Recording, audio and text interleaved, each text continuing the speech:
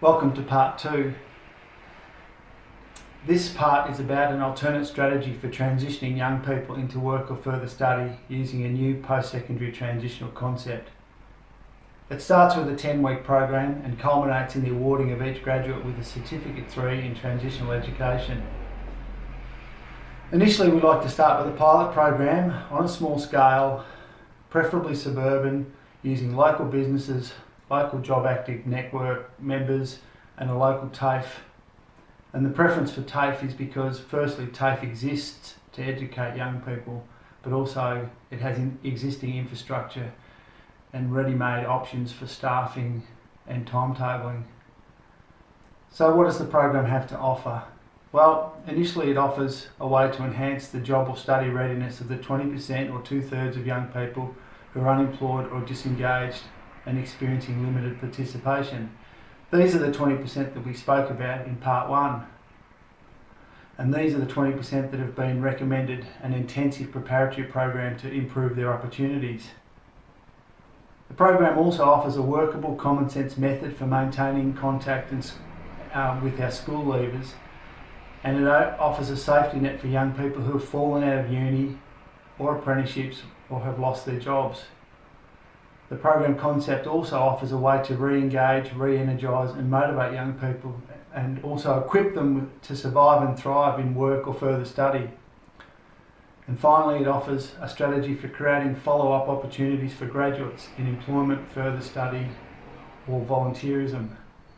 The fundamental goal of the program is to increase the number of young people who make successful transitions and help moderate the effects of issues that arise during this transition, mainly by providing vital guidance to the young people who most need it at the time they need it most. The students or clients will be drawn from 5 distinct areas. Firstly, they'll be drawn from our secondary school system. What we would be asking of our secondary school system is that they maintain contact with their graduates for 1 year after graduation. The school will then make contact with the graduates on at least 3 occasions, approximately 3 months apart during the year, inviting their graduates to report on their progress. The school will also present their graduates with a range of options and recommendations for those who may be struggling with the transition and in need of further assistance. The aim is to not only keep the young person in the loop, but to provide guidance during such a critical period. Clients will also be drawn from universities and TAFEs, particularly from those young people who have withdrawn or dropped out. We will draw clients from apprenticeship and traineeship withdrawals or dropouts. We will draw clients from those young people who are already experiencing limited participation, and from other referrals from business and employer groups. The program itself will last 10 weeks. There will be 4 intakes per year, and those intakes will run parallel to the school terms and university semester systems, which allow us to uptake those young people who have dropped out of study or apprenticeships and traineeships or work. Each group will consist of about 20 to 25 clients. The program will run 5 days a week. Each day will be between 6 and 8 hours long, and it will be intentionally intensive and challenging because there's a lot to get through and not a long period for us to deliver the things that we want to deliver. For each client, there are 4 possible outcomes. They can move on to further study or return to study. They can move into a work mentorship position or return to work. They can move into volunteerism, or they can move into a position that combines all 3, but they must have an hourly minimum of 30 hours a week.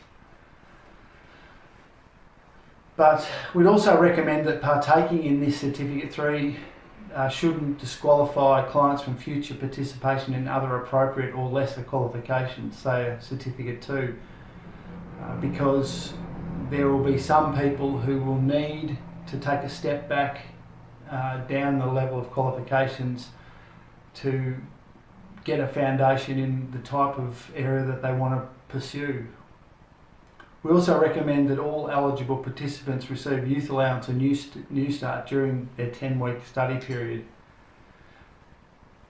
In regard to the placements of our clients, Clients who are placed into volunteerism would serve a minimum term of 13 weeks and remain eligible for a government allowance during that time, so long as their participation level remained at 30 hours per week. Clients who are placed in further study will also remain eligible for government allowance for the entirety of their study, so long as they meet the minimum requirements for that government allowance. For those clients who move into work mentorships or work mentorship placements, they too will remain eligible for government allowance, but with the allowance of an extended period for say 26 or even up to 39 weeks, so long as their participation remains at that 30-hour minimum. The employers or work mentors in this actual situation would also be expected to contribute an equivalent amount to youth allowance, and that would bring the client wage in line with the minimum junior wage if taking into account that 30-hour week. And then if there was any overtime paid by the employer, that would be at the normal rate of pay.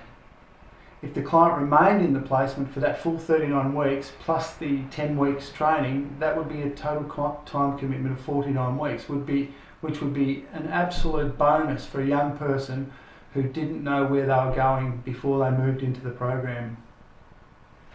Clients should remain eligible for a government allowance for one mentorship placement only, though there is the potential that they may be able to partake in multiple volunteerism placements if a permanent position was not forthcoming, and they would do this perhaps instead of moving into a work for the dole scenario. We'd also place restrictions on the number of clients an employer would be able to take. For example, employers may only be eligible to take one placement every 2 years. The number of placements will also be dependent on the size of the business, whereby bigger businesses may be permitted to take multiple clients at one time. So there are still some things to sort through, but they are not critical factors in the overall structure of the program. Our argument for using government assistance as a support mechanism for the placements or during the training and placement period is that I believe that that's what government assistance is meant to be used for, to earn or to learn. Aside from that, not every young person is going to partake in the program. We also already have an extensive system of wage subsidies. There are more than 250,000 young people between the ages of 15 and 24 looking for work, and almost half of them are dependent on government assistance already. From the 1st of July 2015, eligible job seekers registered with a Job Active organisation will participate in Work for the Dole for 6 months a year. The Australian Chamber of Commerce and Industry, in their Learning to Work paper from 2014, suggested that Work for the Dole would be more successful if it was to be combined with structured training to provide the skills needed to remain in the workforce longer. This is exactly what we're aiming to do. By presenting clients to employers with a certified work-ready qualification and a subsidised wage, they'll become a far more attractive proposition, while those clients moving to further study will have a far greater level of preparedness for that study. Work experience has been identified as one of the strongest precursors to employment, mostly because it gives the young person access to vital on-site experiences and allows them to establish and maintain a real life, real work and real living habits. A 2013 Mission Australia survey of employers found that 29% of businesses who hire young people do so from their existing employee staff levels. They employ through colleagues and friends or through word of mouth. By placing our young people in those work mentor positions will greatly enhance their opportunities for being taken up by that workplace.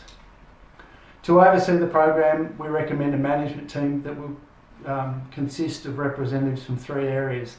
They are business employer groups, educators and the Job Active network. Given the current impact high youth unemployment is already having on society and the likely longer term consequences, a mutually dependent collective made up of these 3 groups would be the best place to both represent our young people and tackle the issue. A body made up of these 3 groups would also have far more political clout within government and business, would also be able to generate more options and opportunities for our young people while they are working together. Also, by engaging a university, we could study the economic and social implications of the pilot program, including costs, benefits, returns and the like. The study could also measure the program's likely impact if we were to implement it on a larger scale. In regard to staffing the program, there'd be 3 levels of staff. There'd be management, who would oversee the program, along with such things as enrolments, the canvassing and pre-education of employers and volunteer groups, along with things like advertising and marketing. Then there would be teachers who would deliver the program, teachers and trainers.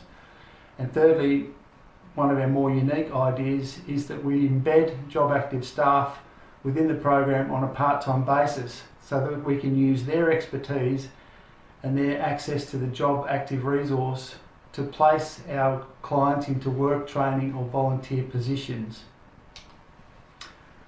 Clients will be permitted to exit the program at any time, but if they do so without moving into work, training or study, they may forfeit any government allowance they're currently receiving. Those clients who receive a reasonable offer to work or for training or for study during the program period would be encouraged to take up that offer, but only if they think they're ready. To receive the certification or the Certificate 3, clients would need to comply with a range of requirements and meet the requirements of both the program and the post-program placement and complete them within an allocated time. As an added incentive, it's been suggested that successful graduates could be rewarded with an amount equivalent to, say, the relocation grant or the tools and resources grant. Another suggestion is that a small portion of the client's youth allowance or wage could be set aside to be paid on successful completion of the program. In regard to syllabus, there will be 4 main areas of study. The first will be life skills and self-management. The second would be work-related proficiencies, including soft skills. The third would be personal improvement, and the fourth would be health and well-being. There's a great deal of detail in each of these 4 main areas of study, and I'm going to post a copy of the syllabus on my website www.life-skills.com.au for further perusal, and you'll get an idea then of the complexity of the program and the amount of material that we're hoping to put into the program, into the 10 weeks. Other program advantages are it has the capacity to be duplicated and delivered from anywhere. Every client will be placed. The 10-week study period includes a number of structured workplace visits. The program includes regular guest speakers from industry, small business, government, the Job Active Network, community, further education and more. It includes modules in soft skills, personal development, work-related proficiencies and self-management. It also includes confidence building strategies and modules on resilience and adaptability, mental toughness and self-discipline. These are some of the critical soft skills that our employers are asking for from young employees, and we intend to provide them. The Certificate 3 in Transitional Education has the potential to become a standard in workplace preparedness for young people. The program also actively encourages entrepreneurship and the pursuit and development of business ideas, and gives young people a leg up into knowing how to go about doing these things. Each client will receive week by week a module by module compendium of information, facts, truths, hints and data, so that they have a vital resource at the culmination of the program. Some of the other benefits are that the program will increase the number of valuable work placement experiences for young people, which once again increases their chances of moving into longer term employment. The program and work placements will act to enhance a young person's work ethic and their self-worth. So there's some really positive benefits there for young people who partake. It will help them adapt to different circumstances and environments and prepare them for relocating to places where work is more readily available, which has been a common complaint about some young people and some employment opportunities. The program also has a strong focus on developing sustainable life routines, time management skills, improving communication, increasing the young person's capacity for understanding and managing money. The program will also teach young people methods of self-assessment that will assist them to cope with many of the issues associated with day-to-day life. It will also alert them to places they might seek assistance and guidance when things aren't actually going to plan. And it will also help them form and maintain workplace relationships, which a lot of our workplace relationships become our friendships outside of work.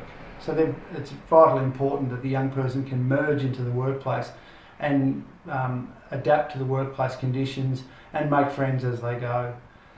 And finally, it will help them gain a better understanding of the society they live in.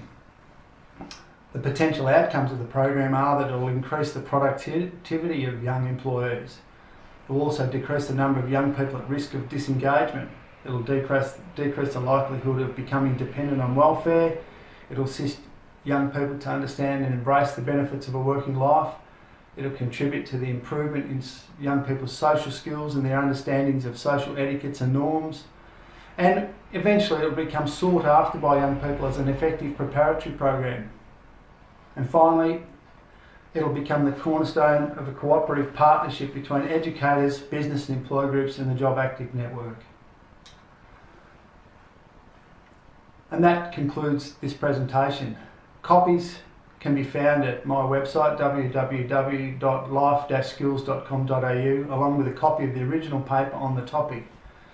There's also a range of other information like a syllabus outline, proposed timetable, program delivery strategies and some of the other nuts and bolts of the program design. If you'd like to talk to me about this concept or you'd like me to come and talk to you or your organisation, then you can contact me on the following websites, Twitter accounts, Facebook accounts, LinkedIn accounts. So what's next? Well, from this point, the aim is to post these two parts series onto YouTube and onto my website, and then there'll be a mail out and an email out to government organisations, government, politicians, business groups, Job Active members, group training members, TAFE, schools, and any other organisation we can actually think of that might be interested in taking a look. In the near future, we intend to make a YouTube clip to further advertise the concept, but that clip won't have my ugly mug on it. It'll actually feature young people who are currently unemployed or disengaged, and we aim to actually make more representations from young people and give them a bigger voice in what they actually want.